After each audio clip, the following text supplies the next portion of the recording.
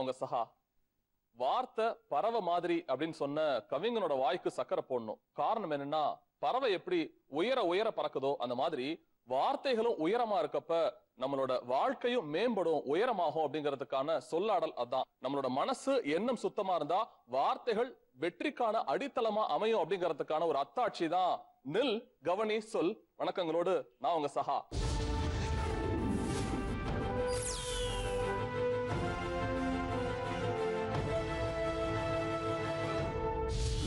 உலகத்தோட அடித்தளமான ஒரு வாழ்க்கை முறை இருக்கு. என்னன்னா, மாற்றம் ஒன்றே மாறாதது. தமிழர்களாகிய நமக்கு உடை மாறி இருக்கு, உணவு மாறி இருக்கு, கலாச்சாரம் மாறி இருக்கு, பண்பாடு மாறி இருக்கு, கல்வி முறையிலிருந்து வாழ்க்கை முறையிலிருந்து எல்லாமே மாறிதான் போயிருக்கு. ஆனா ஆரம்ப காலத்துல இருந்த கலைகளை நம்ம எந்த அளவுக்கு மாத்திருக்கோம். இப்போ உதாரணத்துக்கு ஒயிலாட்டம், மயிலாட்டம், பொம்மலாட்டம், வில்லுப்பாட்டு, பொய்க்கால் குதிரை, இப்படி பல்வேறுபட்ட கலைகள் எல்லாமே ஆட்டம் அப்படிங்கிற ஒரு சின்ன சொல்லுக்குள்ள சுருக்கிட்டோமோ. இப்போ உள்ள இளைய தலைமுறை மேபி ஒரு 6th 7th ஸ்டாண்டர்ட் படிக்கிற நண்பர்களுக்கு, குழந்தைகளுக்கெல்லாம் ஆஹா இதெல்லாம் என்னவாடா இருக்கும், எதை பத்தி இவர் பேசிட்டு இருக்காரு அப்படின்னு இருக்கலாம். என்னை போன்ற இளைய தலைமுறை கொஞ்சம் முதுமையை அடைகின்ற மக்களுக்கெல்லாம் ச்சே இதெல்லாம் காணா போச்சேப்பா அப்படிங்கிற ஒரு ஆதங்கம் இருக்கலாம். எல்லாத்தையும் தீர்த்து வைக்க போற ஒரு மேடை தான் இன்றைய நில், கவனி, சொல். காரணம் என்னன்னா, ஊரே வெளிச்சமா கொண்டாடிக்கிட்டு இருக்க, ஒளி அளவை கூட்டுகின்ற வெளிச்சமா கொண்டாடிட்டு இருக்க இந்த தீபாவளி ஸ்பெஷல் அக்கேஷன்ல நலிவடைந்த கலைகளை கொண்டாட போது நில், கவனி, சொல். ஸ்ரீரங்கபத்தை சேர்ந்த ஒயிலாட்ட குழுவினர்கள் எங்க இருந்தாலும் பந்தலுக்கு வருமாறு மிக தாழ்மையுடன் கேட்டுக்கொள்கின்றோம்.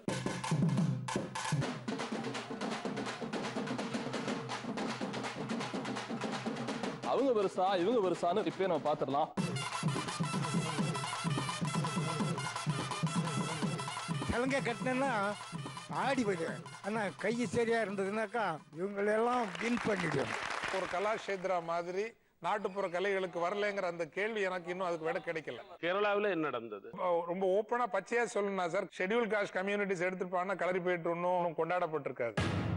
இவங்க வலுக்கட்டாயமா உன்னை ஆட வைக்கிறாங்களா இல்ல உனக்கு பிடிச்சதான் ஆடுறியாமா? வலுக்கட்டால தான் ஆடு. என்னடா வெறுமையா இருக்கேன்னு பாக்காதீங்க. இதை மேலும் மெருகூட்டுறதுக்காக நிறைய பேர் வர போறாங்க. முதல்ல வர கலை தப்பாட்டம். இந்த பேர் யார் வச்சான்னு தெரியல, ஏன் தப்பாட்டம் அப்படின்னு வச்சாங்கன்னு தெரியல. முதல்ல அந்த நண்பர்களை நம்ம வரவேற்கலாம். தப்பாட்டம் நண்பர்கள் உள்ள வரலாம்.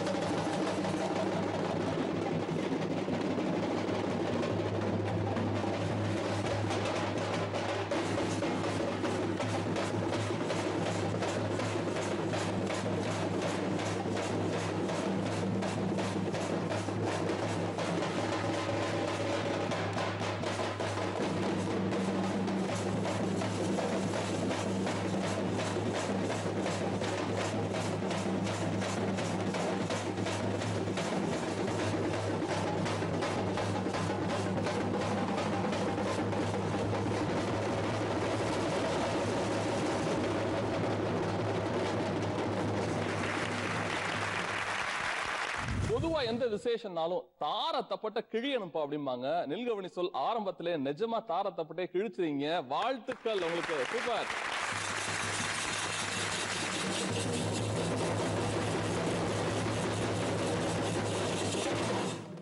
அடுத்து நம்ம பார்க்க போறது ரொம்ப சுவாரஸ்யமான பர்சன்ஸ் சொல்லுவேன். அவங்களோட கலையும் அந்த மாதிரி தான். கிட்டத்தட்ட நையாண்டி அப்படின்னா அவங்கள ஒரு ஜோக்கர்ஸ் மாதிரியே சித்தரிக்கிற காலகட்டம்ல பயங்கர நையாண்டித்தனம் பண்ணுவாங்கடா, வம்பிழுப்பாங்களா நம்மள அப்படின்னு.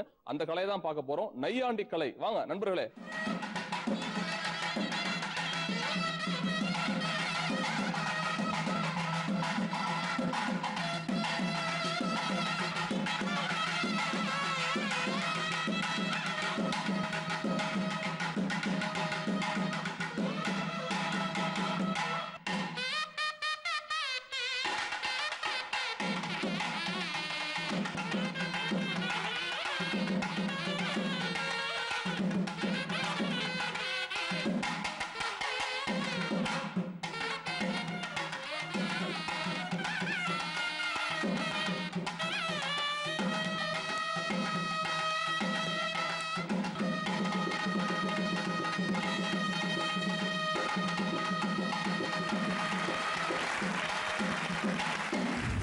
Super super. அண்ணா உங்க பேரு? உங்க பேரு நையாண்டி நாயன வாஸ்த அண்ணனோட பேரு?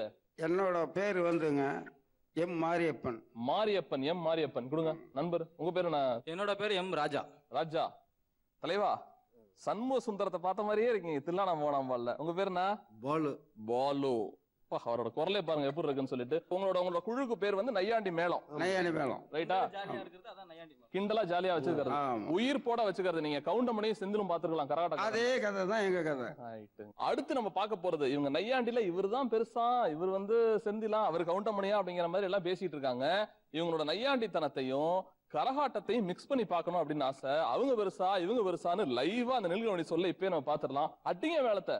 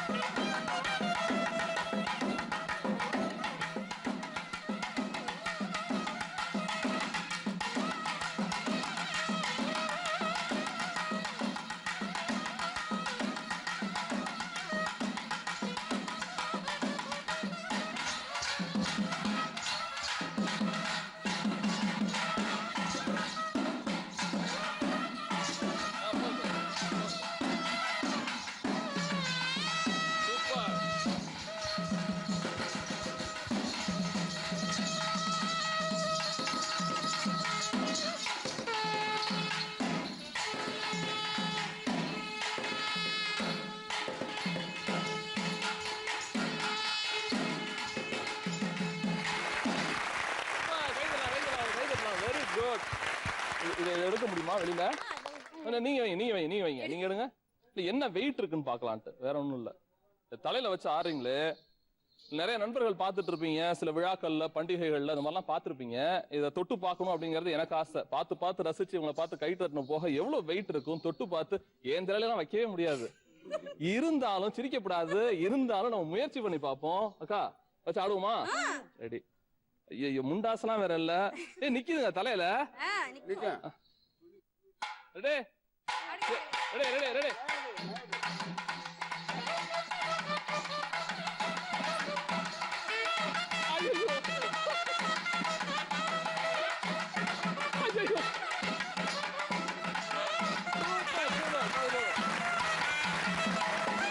என்ன மிஞ்சி இருக்கு அப்படின்னா நிறைய இருக்கு. அதுல அடுத்து வரப்போறது பொய்க்கால் குதிரை.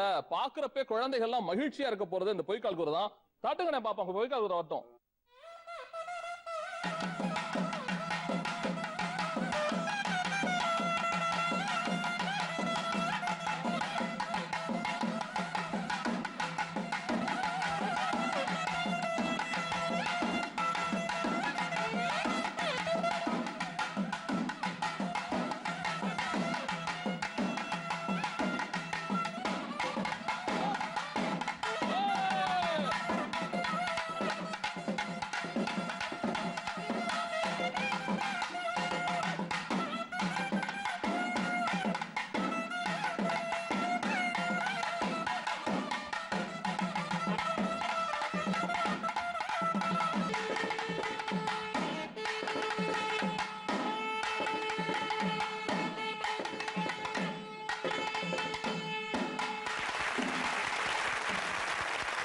அடுத்ததா வரப்போறது குட்டி புலி முன்னாடியே வந்துருச்சு. அடுத்ததா பெரிய புலிகள்லாம் வரப்போகுது. புலி ஆட்டம். எல்லாரும் மிரட்சியா போறீங்க, மெர்சலா போறீங்க. புலி ஆட்டம்.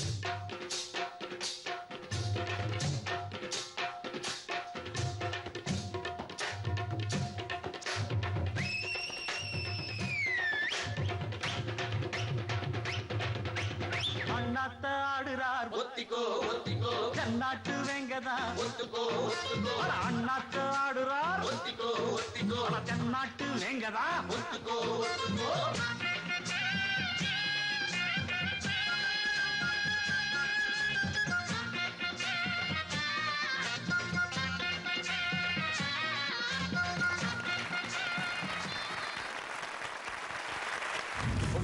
இது என்ன மேக்கப்? இது என்ன ஆக்சுவலா பாலிதீன் பேகா? இல்ல என்ன தெரியல எங்களுக்கு. அதுக்காக தலைக்கோசம் புலி வேஷம் போட்டோம்னா இந்த மாதிரி போட்டுக்கிறது. இது எல்லாமே பெயிண்ட் தான். ஆமா சார். உடம்புல பூரா பெயிண்ட் தான். எவ்வளவு நேரம் ஆகும் இந்த மேக்கப் போறது? உங்களுக்கு எவ்வளவு நேரம் ஆகும்? 1 hour ஆகும் சார். 1 மணி நேரத்துக்கு மேல ஆகும். இந்த பிள்ளைகள் எல்லாம் இப்போ மேல எல்லாம் அரிக்காது, ஒரு மாதிரி இருக்காது? ரொம்ப இருக்கும் தான். கண்டிப்பா நம்ம ஒரு மாதிரி உடம்புல நமிச்சிட்டே இருக்கும். ஏசி ரூமா இருக்கோ ஓரளவுக்கு தான் இருக்கு. வெயில் எல்லாம் போயிட்டோம்னா ரொம்ப இதுவா இருக்கும். ஓகே, இதான் பிராக்டிகல். இவங்களோட வாழ்வியலை பேசுறதுக்காக தான். வெறுமன கண் குளிர பாக்குறோம், கை தட்டுறோம், ஷோகா இருக்குடான்னு சொல்றோம், நல்லாலடா அப்படின்னு சொல்றோம், எவ்வளவோ வசனங்கள் பேசுறோம், உடம்பெல்லாம் அரிக்கும், ஏசினால ஒண்ணும் தெரியல, வெயில்ல ஏகப்பட்ட வெக்காலத்தோட இந்த பிள்ளைகளா இருக்கட்டும், இந்த மாதிரியான கலைஞர்களா இருக்கட்டும் படும் அவஸ்தை என்ன, நம்ம கொடுக்குற அங்கீகாரம் என்ன, நிறைய பேச போறோம். அடுத்த கலையை பார்க்கலாம். குட்டி புலிகள், பெரிய புலி, எல்லாருமே போய் உட்காரலாம். உட்கார கஷ்டமா இருந்தாலும் உட்கார தயவு செஞ்சு. ஃபெரோஷியஸான புலியாட்டம் பார்த்தோம்.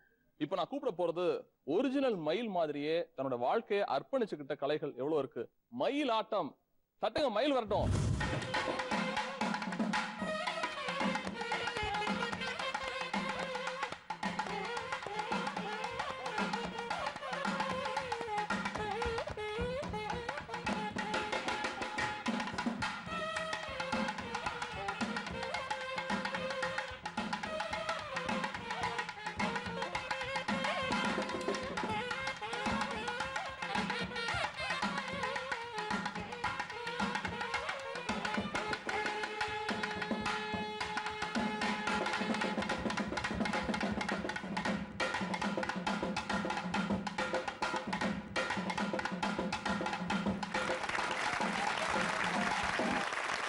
Super super super. மயில் உட்காந்துருச்சு, மயிலுக்கு பயங்கர கையில் கொடுக்கலாம் நம்ம.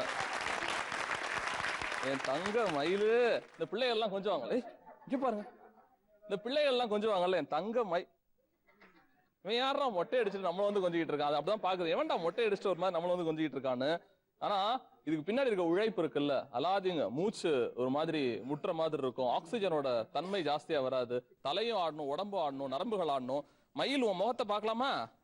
மயில் உன் முகத்தை பார்க்கலாமா? செல்லம், முகத்தை காமிங்க.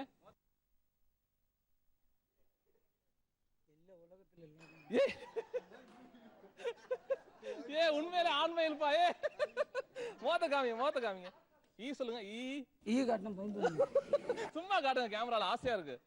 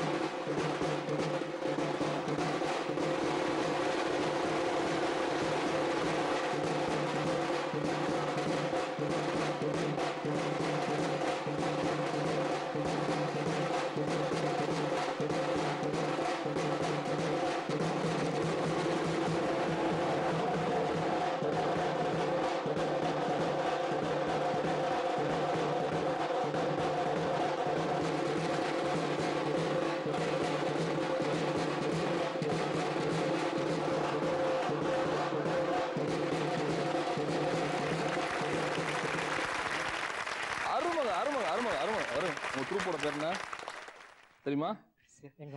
மாஸ்டரா? ஃப்ரெண்ட்ஸ் எக்ஸசைஸ் சிலம்பக்குழு. ஃப்ரெண்ட்ஸ் எக்ஸசைஸ் எவ்வளோ மாறுதலுக்கு உட்பட்டது பாருங்க பேரு. ஃப்ரெண்ட்ஸ் எக்ஸசைஸ் சிலம்பாட்டக்குழு. உங்க பேரு, நீங்க தான் மாஸ்டரா? எனக்கு மேல இருக்கிறாங்க, என்ன அமைச்சு விட்டது இவங்க தான். சரி, இப்போதைக்கு நான் தான் பேர் என்ன? சசிகுமார். இவருக்கு நிறைய கை தட்டுங்க, நிஜமா நல்லா பண்ணாரு, சூப்பரா பண்ணாரு. உங்க பேர் என்ன? சுரேஷ்குமார். எப்படி இருந்துச்சு அந்த படுத்திருந்திருக்கப்ப, குறிப்பா அந்த வயிற்றுல வைக்கிறப்ப கத்தி பற்றாதா, காயமாகாதா, எப்படி இருந்துச்சு? பயம் தான், பிராக்டிஸ்னால ஒரு பயம் இல்ல. இதுக்கு பேர் என்ன? அந்த வாழைக்காய் வச்சு பண்றதுக்கு பேர் என்ன? ஏதாவது பேர் இருக்கா அதுக்கு? கத்தி பாடம். கத்தியில பாடம் செய்யற மாதிரி கத்தி பாடம். முருகதாஸ் கூட இவ்வளவு யோசிச்சிருப்பாரான்னு தெரியல. கத்தி படம் எடுத்தப்ப வாழ்க்கைய நிஜமா உருக வைக்கிற மாதிரி இவங்களோட செய்கை எல்லாம் இருந்துச்சு. ரொம்ப தேங்க்ஸ். நீல்கவனி சொன்ன அரங்கத்துக்கு வந்திருந்ததுக்காக ரொம்ப நன்றி. பாராட்டுகள். மனிதர்கள் எல்லாத்துக்குமே உயரணும் அப்படின்னு ஆசை. இந்த கலைகள் உயரணும் அப்படின்னு தான் நீல்கவனி சொல் ஆதங்கப்படுது, ஆசைப்படுது, பெருமைப்படுது. உயர்வுங்கிறது எல்லாத்துக்கும் பிடிச்சதான். உயரணும்டா, எப்படியாவது உயர்வா வந்துரும்டா அப்படின்னு ஒரு பெரிய அமிதாப் பச்சன் பார்க்க போறோம் நம்ம இந்த செட்ல. கட்டைக்கால் மனிதன் அப்படின்னு சொல்றாங்க. அவருக்கு நல்ல பெரிய வாழ்த்துக்கள்.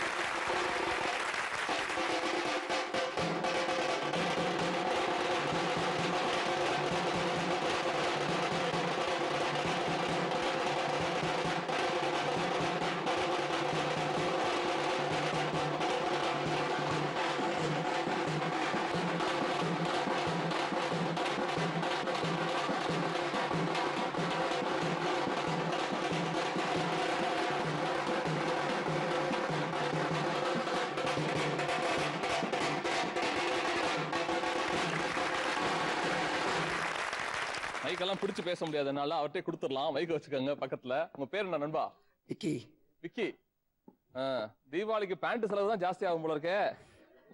உயரம் என்ன? இந்த உயரம் நான் 6 அடி, நான் ஒரு 6 அடி. எனக்கு கீழ இருந்து வேற பூமியில இருந்து வேற வரீங்க. உயரம் என்ன? அந்த உயரம் என்ன? உயரம் 5 அடி வரும். கணக்குல 100க்கு 100 வாங்கிருப்பாருன்னு நினைக்கிறேன். நானே 6 அடி, 6 4 10 அடி வருவார்னு நினைக்கிறேன். உங்களோட ஒரிஜினல் உயரம் ஒரு 4 அடி இருப்பீங்களா? 4-5 அடி இருப்பீங்களா? அவ்வளவுதான் இருப்பீங்க. அவ்வளவுதான். ஓகே. வலிக்கலையா நண்பா? என்ன பண்ணி வச்சிருக்கீங்க இங்க கீழ கால்ல? பழக போயிடுச்சு.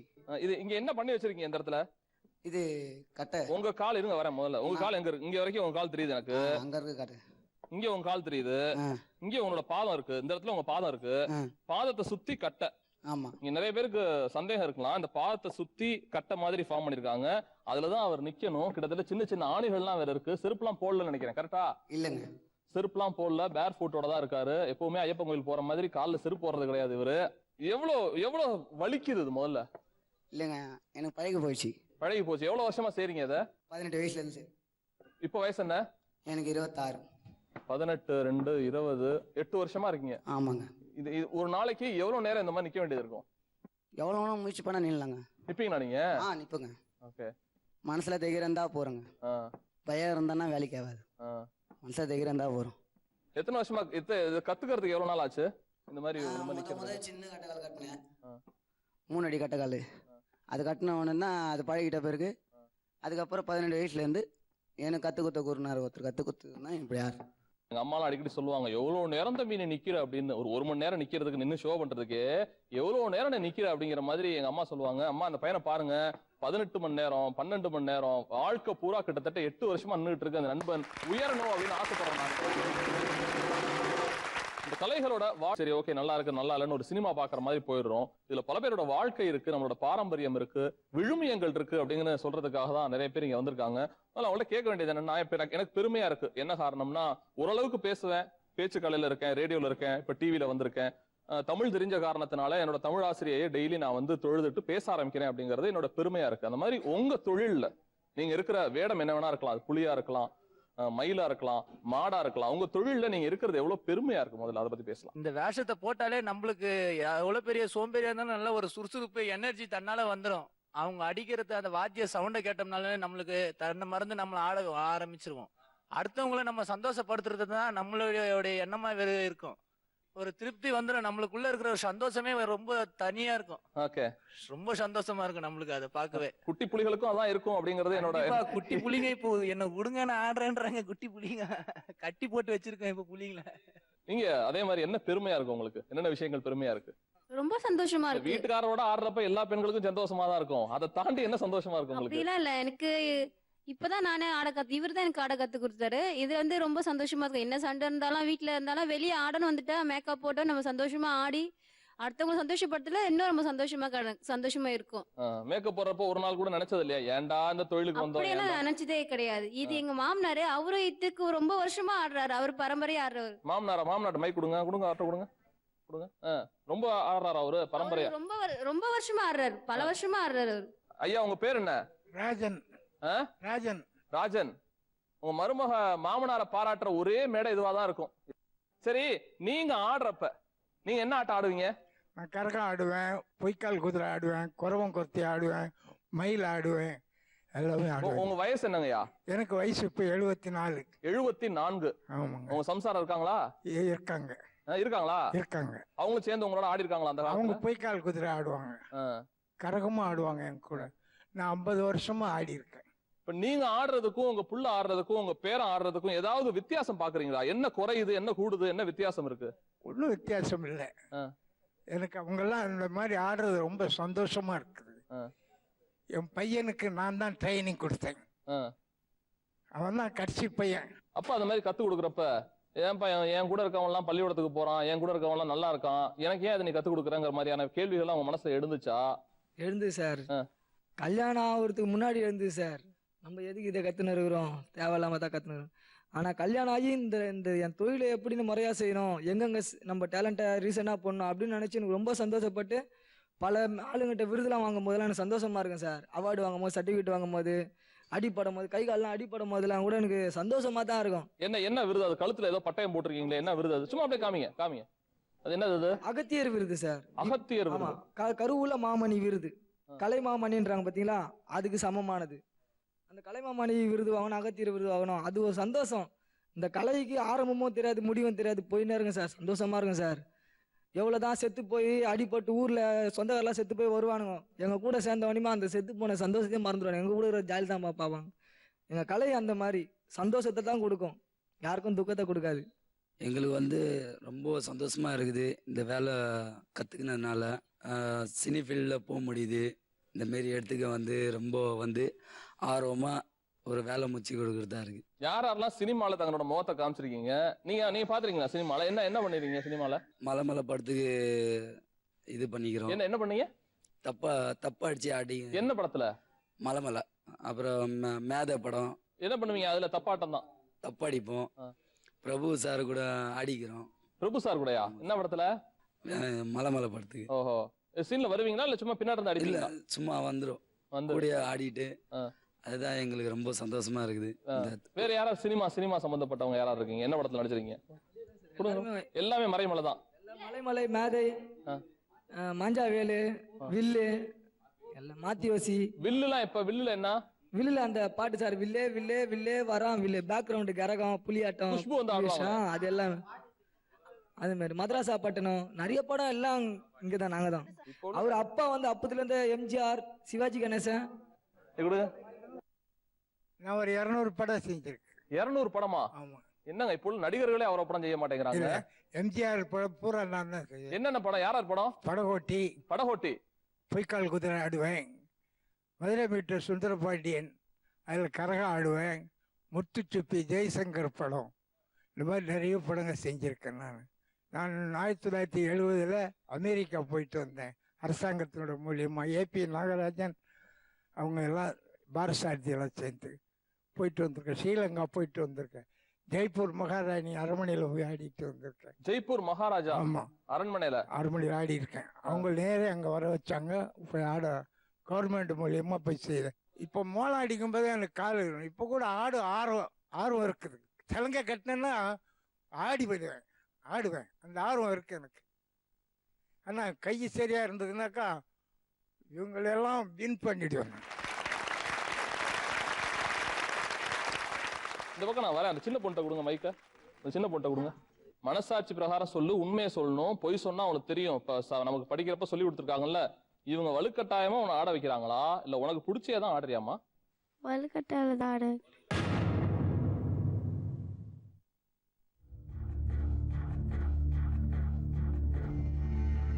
வலுக்கட்டாயமா ஆட வைக்கிறாங்க. குழந்தை பொய் சொல்லாதுங்க. அது இல்ல, பொய் சொல்லாது, தப்பு. அது இல்ல, பொய் சொல்லாது.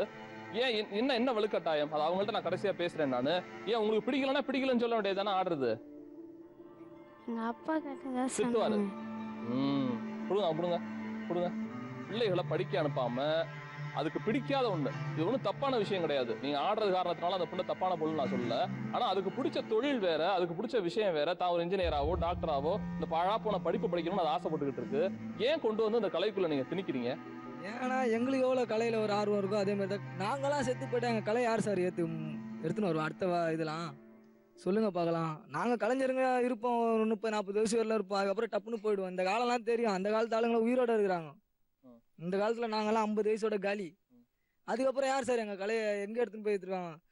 ஸ்கூல்ல ஆடும் போது அவங்களுக்கு தெரியும், டீச்சர்ஸுங்களுக்கே தெரியும். ஏன்னா இப்போ பாடக புத்தகங்கள்லாம் எங்க பாடம் இல்லாம வராது.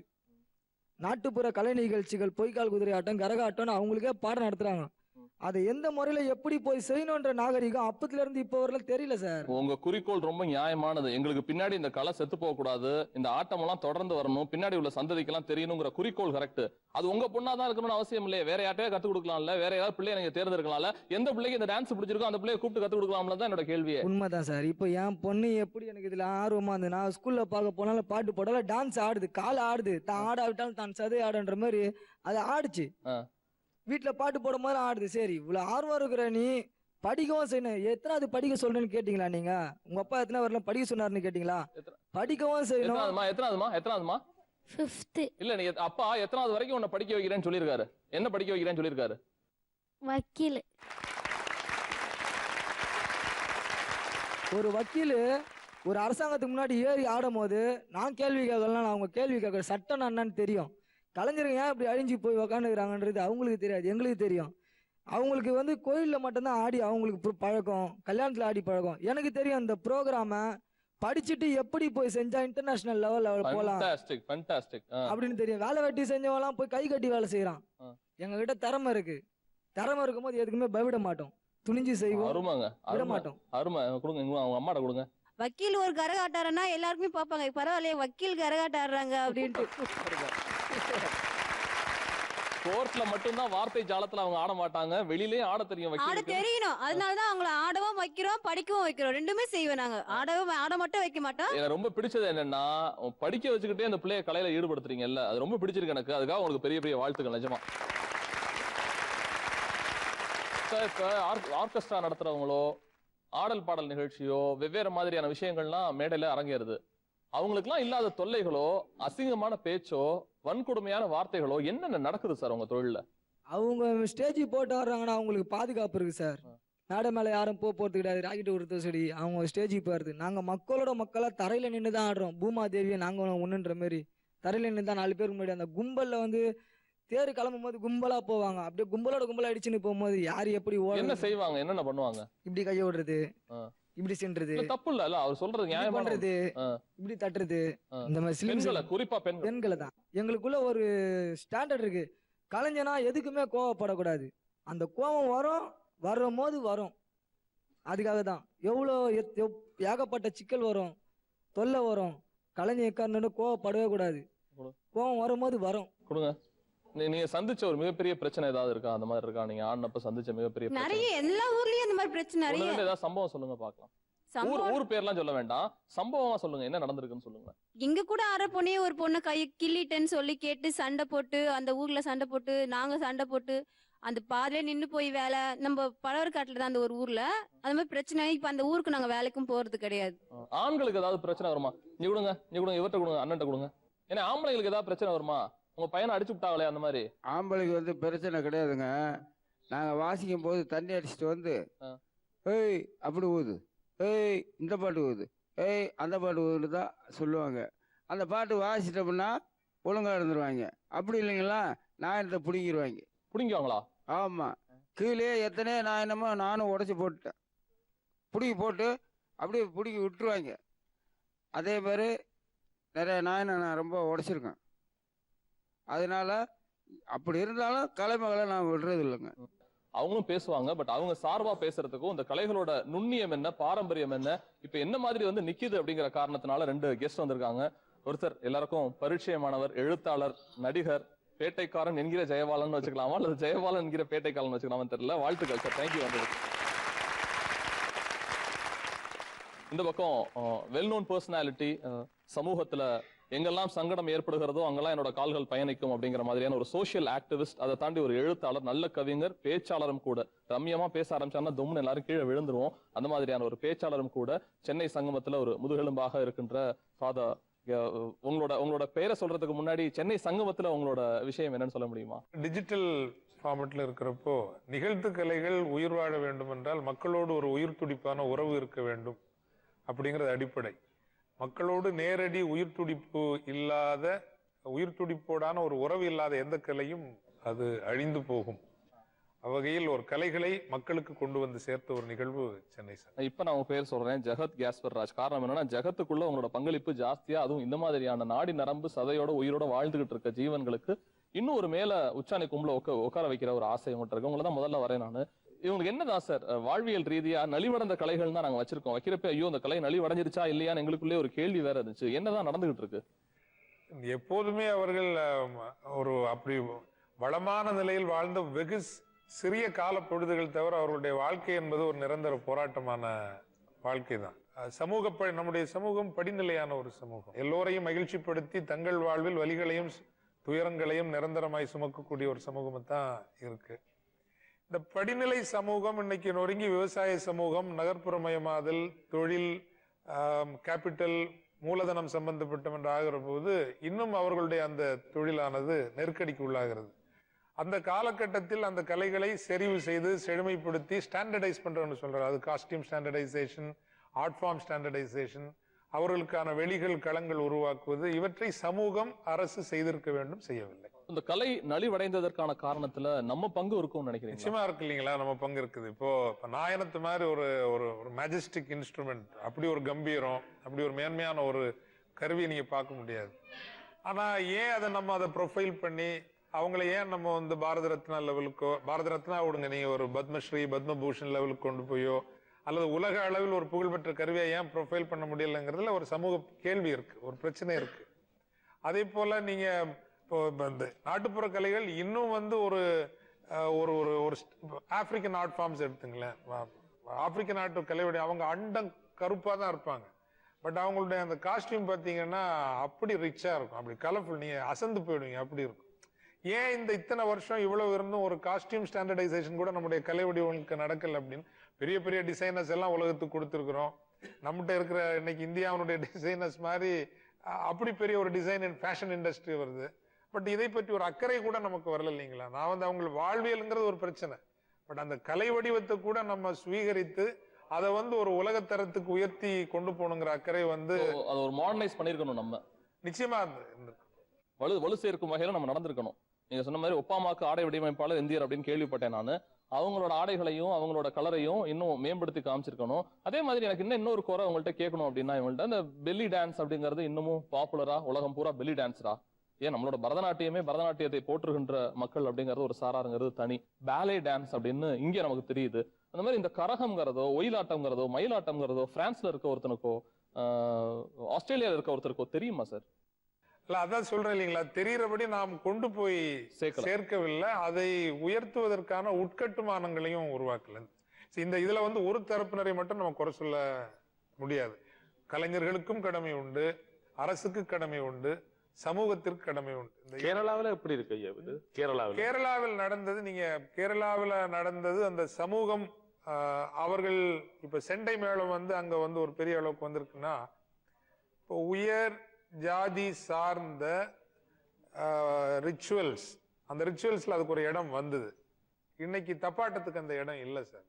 தப்பாட்டம் இன்னைக்கு வந்து சாவு கடிக்கிற மூலமாகவும் அப்படிதான் வச்சிருக்காங்களே தவிர, ஸோ இதுல இந்த சில சமூக சிக்கல்கள் நீங்க ஆழமா போய் பார்த்தீங்கன்னா, இந்த கலை வடிவங்கள் எந்த இடத்துல வச்சிருக்கிறோம், நம்ம இது பெரிஃபெரியில தான் இன்னும் வச்சிருக்கிறோமே தவிர, மியர் என்டர்டெய்னிங் வேல்யூ தான் வச்சிருக்கோமே தவிர வந்து ஒரு இந்த சிம்பாலிக் ரெப்ரசன்டேஷன் ஆஃப் ஆர்ட் ஃபார்ம்னு சொல்ற அடையாள ரீதியாக ஒரு கலை வடிவம் எந்த இடத்தில் இருக்கிற. இப்ப சென்னை சங்கமத்துல ஒரு ஒரு சொல்லாமலேயே நகர்த்திய பல விஷயங்கள் உண்டு. இப்போ ஒரு பரதநாட்டியம் நிகழ்ந்த அடுத்த 10 நிமிடத்திலேயே அதே மேடையில் ஒரு தப்பாட்டம் நடத்த முடியுங்கிறது ஒரு சாதாரண நகர்வு கிடையாதுங்க, அது பெரிய நகர்வு. அது ரொம்ப இயல்பா எந்த தியரிக்குள்ளேயும் கொண்டு வராம, எந்த முழக்கத்துக்குள்ளேயும் புரட்சி சார்ந்த கதையாடலுக்கும் கொண்டு வராம, அது ரொம்ப இயல்பா சாதாரணமா நடத்திட்டு போன ஒரு நிகழ்வு. அல்லது கர்நாடக இசையில இப்ப நித்யஸ்ரீ மகாதேவன் உட்கார்ந்து பாடுவாரு, அதே அவங்க பாடி முடிச்சதும் அதே இடத்துல வந்து ஒரு நாட்டுப்புற கலைஞனுடைய நடனம், ஒரு ஜிக்காட்டம் அல்லது ராஜாராணி ஆட்டம்ங்கிறது ரொம்ப இயல்பா நடந்தது. அல்லது பாம்பே ஜெயஸ்ரீ பாடுறத வந்து சேரிப்புறத்து பிள்ளைகளும் வந்து கேட்டாங்க. நாம் கொண்டாடக்கூடிய இந்த ஒரு மேல்தட்டு வர்க்கம் மனிதர்கள் வந்து நாட்டுப்புற கலைகளை அப்படி விரும்பி ரசிச்சாங்கிறது வந்து அந்த அந்த அந்த களம் நகர்த்திய ஒரு மாபெரும் மாற்றம். மக்கள் சரியா தான் இருக்காங்க, மக்கள் வரவேற்பு இருந்துச்சோ அந்த டைம்ல, பெரிய வரவேற்பு. அதனால்தான் எப்பவுமே சமூகத்தை ஒட்டுமொத்தமா குறை சொல்ல முடியாது. சரியான முயற்சிகளை எடுக்க வேண்டியவர்கள் எடுக்கவில்லை என்பதுதான் ஒரு குறையாக. இந்த நேரத்துல உங்களுக்கு ஒரு பெரிய பாராட்டுக்கள். காரணம் என்னன்னா, இப்படிப்பட்ட கலைகளை சென்னை மக்கள் பாக்குற மாதிரியும் ஊடகங்கள் கவனிக்கிற மாதிரியும் என்ன வேணா விமர்சனங்கள் இருக்கலாம், பிளஸ் அண்ட் மைனஸ் என்ன வேணா இருக்கலாம், அதை தாங்கி பிடிக்கிறதுங்கிறது பெரிய விஷயம். அதுக்கு உங்களோட பெரிய பாராட்டுக்கள். சென்னை சங்கமான நிகழ்ச்சி நடக்கிறதுக்கு மக்களையும் குறை சொல்ல முடியாது, அவங்களும் அப்டேட் பண்ணிக்கல, அல்லது அவங்க அப்டேட் பண்ற மாதிரி ஆடை வடிவமைப்பாளரோ அவங்கள முன்னிறுத்துற மாதிரியான விஷயங்களோ யாரும் கண்டுக்காமையும் இருக்காங்க. சில பேர் தான் அதுல இருக்காங்கிறதா அவங்களோட குற்றச்சாட்டா இருக்கு. இதுல நான் அவங்கள்ட்ட கேட்கறது என்னன்னா, நம்ம ஏன் மாறக்கூடாது? ஒரு கலை உயிரோட இருக்கணும்னா நான் உயிர்ப்போட இருக்கணும். நீங்க போட்டிருக்க ட்ரெஸ்ஸோ அல்லது பக்கத்துல ஒரு தோழி அவங்க போட்டிருக்க ட்ரெஸ்ஸோ நல்லா இருக்கு, பார்க்க நல்லா இருக்கு, எல்லாம் நல்லா இருக்கு. கால பரிமாற்றம் தகுந்தாப்புல நம்ம மாறிக்கலையோ? வெளிநாட்டுல எல்லாம் இதே கலைய, பாரம்பரிய கலைய ஆதி காலத்துல இருந்து அவங்க இப்ப நமக்காவது சங்க இலக்கியம் புறநானூறு அகநானூறுன்னு எவ்வளவோ விஷயங்கள் இருக்கு, மாறிக்கிட்டு இருக்கோம் ஒன்னொன்னுமா. பேசலாம் ஐயா. கேரளாவில் வந்து பழைய ஆடைகள்ல என்ன வடிவமைச்சிருக்கு, பழைய ஆடை முறைகள்ல என்ன வடிவமைச்சிருக்கு, அது மிகவும் எலிகண்டா தான் இருக்கு. நீங்கள் சினிமா தனமான ஆடைகளுக்கு போறதை தவிர்த்து இப்ப கைத்தறி துறையை வந்து கைத்தறிக்கு ஒரு துறை இருக்கு, அந்த துறையில நிறைய டிசைனர்ஸ் இருக்கு. அவை வந்து இவர்களுடைய பழைய ஆடைகளில இருந்து இன்றைய ஆடைகளை வடிவமைக்க ஏன் பண்ணல? அதைத்தான் நான் ஏன் பண்ணல? நீங்க ஏன் பண்ணல? புதுசா அவங்கள ஏன் வடிவமைக்கல நீங்க? அரசாங்கம் எங்களுக்கு ஆடை வாங்கி தரேன், ட்ரெஸ்ஸு வாங்கி தரேன், இந்த திங்ஸுங்க வாங்கி தரேன்னு கிட்டத்தட்ட ஒரு 10 வருஷமா போட்டுருந்தேன் சார், சொல்லியிருந்தேன் சார் வராங்க. இந்த ஆடை நான் போட்டுருக்க ஆடையே 3500 ரூபாய். நான் கஷ்டப்பட்டு ஆடி சம்பாரிச்சு தைச்சிக்கினேன், எனக்காக தைச்சிக்கினேன். நான் 10 பேருக்கு தைக்கணும்னா என்னால் முடியாது சார். கவர்மெண்ட் செஞ்சாங்கன்னா நாங்கள் கலையை உயர்த்தி காட்டுவோம், தமிழ்நாட்டு கலாச்சாரத்தை எங்க வேணாலும் எடுத்துன்னு போய் எங்களோட திறமையை காட்டுறது நாங்கள் தயாரா இருக்கணும் சார். உங்களுக்கு ஒரு உண்மையான ஒரு பிரச்சனை இருக்குங்க. ஏன்னா இவங்க வந்து மிக குறைவான ஊதியம் தான் வழங்கப்படுகிறது. நீ ஒரு திரை இசை கலைஞர்களுக்கோ அல்லது ஒரு கிளாசிக்கல் சிங்கர்ஸுக்கு இருக்கக்கூடிய ஒரு ஊதியம் என்பது நாட்டுப்புற கலைஞர்களுக்கு இல்லை. கலை வடிவங்களே ஒரு நாட்டினுடைய கண்ணுக்கு புலப்படாத செல்வம் என்று நீங்கள் கொள்கை அளவில் ஒத்துக்கொண்டீர்கள் என்றால் அப்படித்தான் intangible assets of community and country இல்லைங்களா? கண்ணுக்கு புலப்படாத மாபெரும் செல்வ சொத்து என்றால் அதை பாதுகாப்பதில் வந்து இன்னைக்கு சிவில் குடிமை சமூகத்துக்கு கடமை இருக்குது. அதை கார்பரேட்ஸ் எல்லாம் பார்த்தீங்கன்னா ஆர்ட் கல்ச்சருக்கு பண்றாங்க. பட் இந்த ஃபோக்குக்கு வந்து ஒரு 5% வரதில்லை. அதிகமாக போறது திரை சார்ந்த பாப்புலர் ஆர்ட் ஃபார்முக்கு போகுது அல்லது கிளாசிக்கல் ஆர்ட் ஃபார்முக்கு போகுது. இந்த நாட்டுப்புற கலைகளுக்கு ஒரு 5% கூட வரதில்லை. நான் ரொம்ப ரொம்ப கரெக்டான வேலிடான பாயிண்ட். அவங்களுமே சினிமாவில் நடிச்சதான் பெருமையாவே எங்கேயும் சொல்றாங்க. அவங்களோட விழுமியமே அவங்களுக்கு தெரியாம நான் சினிமாவில் நடிச்சேன் சார், இந்த சினிமாலாம் நடிச்சேன் சார்ங்கிறாங்க. தப்பு இல்லை.